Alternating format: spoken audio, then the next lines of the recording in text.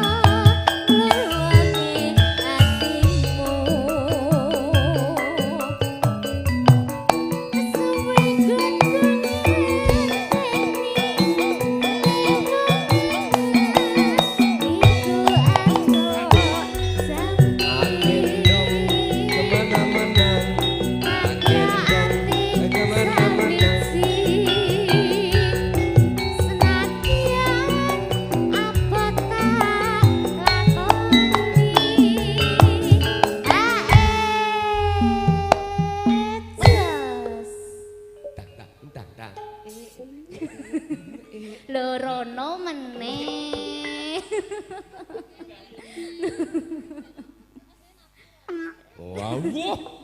Wah, nafsu. Aku cilikmu bisa ngerti kok. Ngertos. Aku mau dadi punggawa desa seneng dhewe mudin kok, Dik. Gak saged. Wene mudin iki ngono sewu ya kondangan. Heeh. Etuk wajib. Terus ketuk berkat. Nggih. Paling sip kuwi nek ngrumat mayit. Lah kok saged to? Wah, anggere mayit wedok ayu ngene iku aku le ngedusi suwi ya.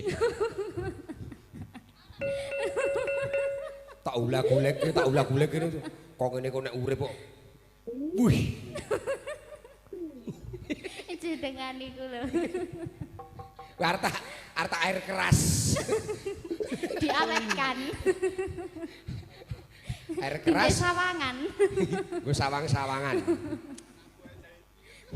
Lah nggih. Sabda pandita ratu yen sliramu dadi sisianku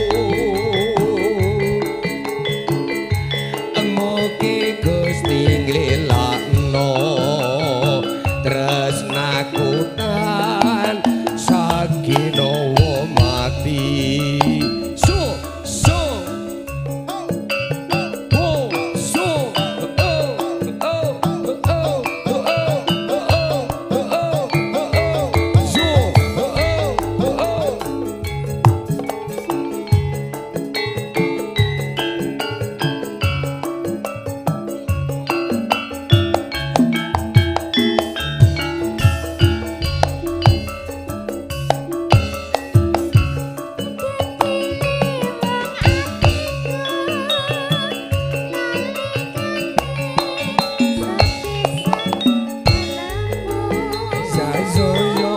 Zaizo